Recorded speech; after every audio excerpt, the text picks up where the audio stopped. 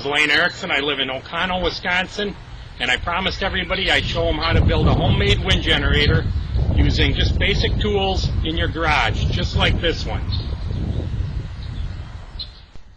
We're going to start off a little backwards because I have this one already completed. Okay, let's get started. All I have is a simple Phillips screwdriver. I take the pinch bolt out of the tail,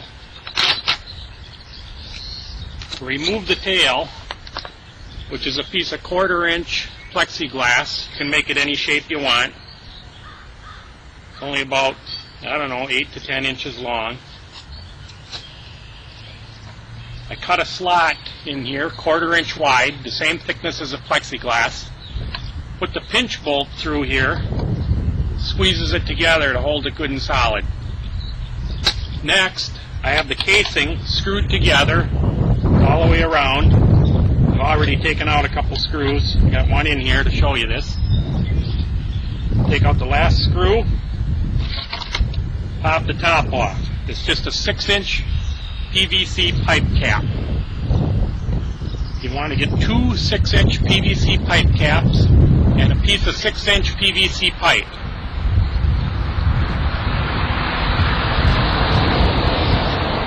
The pipe comes in about a 10-foot section, so you might as well get the whole thing because you're going to use it to build the blades in the very end. Now the tail is made out of a piece of 2-inch PVC pipe. 1/4 inch slot, the width of your tail, whatever you'd like, and a coupling, 2-inch coupling that will slide completely over the pipe. If you got to hollow it out a little bit because sometimes there's a little ridge in there, make sure that slides out. Now, this is what I've done on the inside. We'll get to the alternator part, the workings of it, but this is a 10 SI GM alternator, about a 1990s vintage, and you can pick them up in a boneyard. You can find them all over the place. It's GM produced more of these alternators than any other alternator out there, so they're easy to come by. And then inside the alternator, I went online to windbluepower.com, it's Windblue Power, and ordered the insides to this alternator. The rotor, the permanent magnet rotor, and the stator of your choice. So you can check that website out. Next, I cut a piece of 1-inch galvanized pipe from the hardware store. A little bit longer than 6 inches, so it hangs out. This is what you're going to mount it on your pole when you're all finished. On the alternator, there's a mounting bracket with threads in it on the back, a hole. Lay that pipe across the alternator, shim it up, so it's nice and smooth across and straight. Make it stick out on one side, I don't know, 1.5 to 2 inches, and keep the other end inside the tube. Bolt it down tight. I'll show you in some pictures how I mounted the alternator to the other pipe cap. Now you also want to cut about a 2-inch slice off of the 6-inch PVC pipe and make it stick out just underneath the galvanized pipe. It's about 1/2 inch. That's going to be the flange where the other half goes together. Now on the tail, take the 2-inch piece of pipe, drill a hole with a hole saw, the same diameter as the galvanized pipe. Saw it off. Now you have a 1/2 moon. That will fit over the galvanized pipe. Nice and snug fit.